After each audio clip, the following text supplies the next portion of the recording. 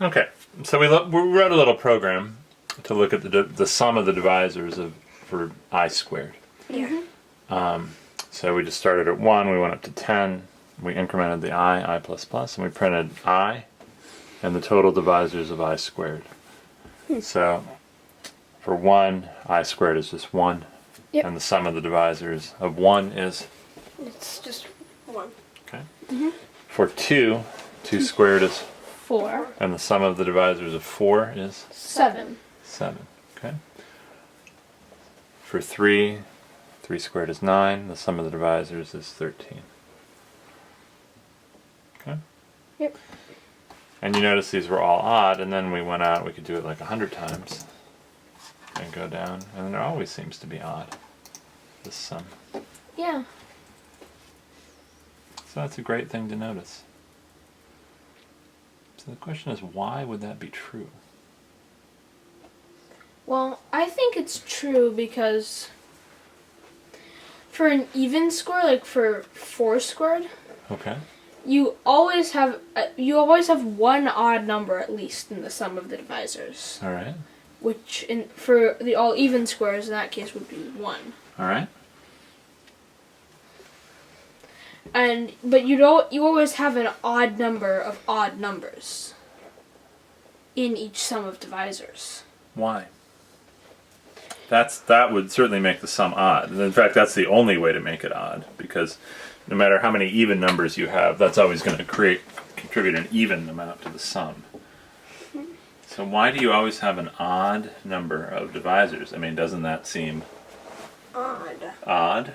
Well, in the powers of the 2 squared, 4 squared, 8 squared, you can see there's only one odd number, which is 1. Okay, so for powers of 2, it seems to definitely be true.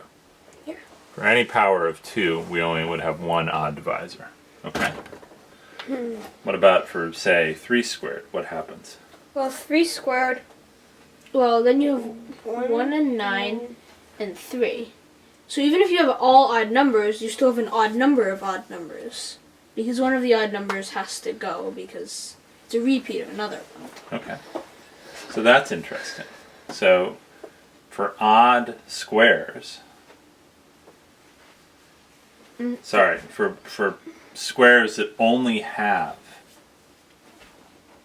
Odd numbers. odd numbers. Well, actually, we looked at something that was even more simple than that. A square of an odd prime. Yeah. A square of an odd prime, you get 3 divisors. And so you get 3 odd numbers. But what about something like 6? That has an even prime and an odd prime in it. Why do you only have an odd number of odd divisors? What's going on with 6 squared? Well, So 36. Aye.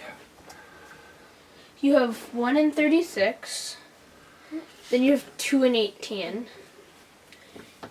3 and 12, yeah. 4 and 9. And then 6. Okay. So you've 1, 3, and 9 are your odd numbers. All right. And you have an odd number. Because you have the odd number squared. So you can only have odd numbers. If you have an odd and an even, you have the odd number squared, and 1. Okay, but all right, that's interesting. All right, so let's go to the whiteboard and talk about this for a second, okay? All right. Okay.